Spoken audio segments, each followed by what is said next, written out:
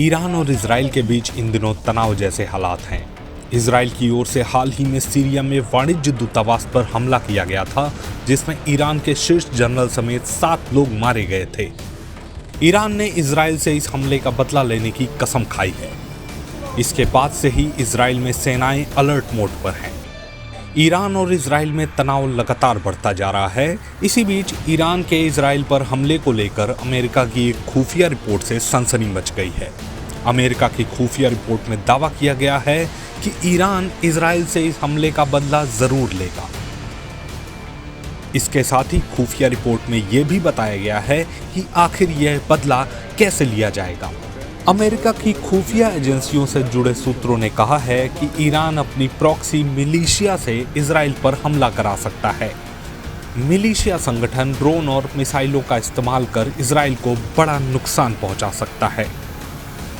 अमेरिकी खुफिया एजेंसी का यह दावा ऐसे समय में सामने आया है जब ईरान और इजराइल के बीच तनाव शीर्ष पर है। ईरान इजराइल से बदला लेने को बेताब दिख रहा है। मीडिया रिपोर्ट्स के मुताबिक इजराइल पर ईरानी हमला सीधे तौर पर ईरान की बजाय क्षेत्र में ईरानी प्रॉक्सी बलों द्वारा किया जाएगा। ईरान इस जंग में सावधानी बरत रहा है। वो अमेरिका या उसके सहयोगियों को कोई ऐसा मौका नहीं देना चाहता जिससे वो सीधे तौर पर उस पर हमला कर सकें। ईरान और उसके प्रॉक्सी मिलिशिया समूह इसी वजह से अमेरिकी सैनिकों या अमेरिकी ठिकानों पर हमला करने के लिए तैयार नहीं दिखते हैं।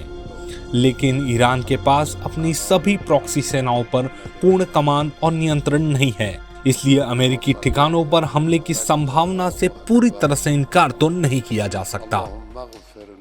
अमेरिकी खुफिया एजेंसी का आकलन है कि ईरान अपने कई प्रॉक्सी मिलिशिया समूहों से ड्रोन और मिसाइलों का उपयोग करके इजराइल के खिलाफ एक साथ बड़े पैमाने पर हमला करने को कहा है। इस हमले को वो इसी हफ्ते या जल्द से जल्द अंजाम देना चाहता है। ऐसा भी कहा जा रहा है कि हमले के लिए वे रमजान खत्म होने तक इंतजार करेंगे। इजराइल पर हमले का खतरा बहुत स्पष्ट और विश्वसनीय है। उन्होंने हमले को अंजाम देने के लिए यूनिट बना ली है और सही समय का इंतजार किया जा रहा है। अमेरिका की इस खुफिया रिपोर्ट से इजराइल जरूर सतर्क हो गया होगा, जिस पर अभी ईरानी हमले का खतरा लगातार मंडरा रहा है। टाइम्स नाउ भारत डिजिटल की रिपोर्ट।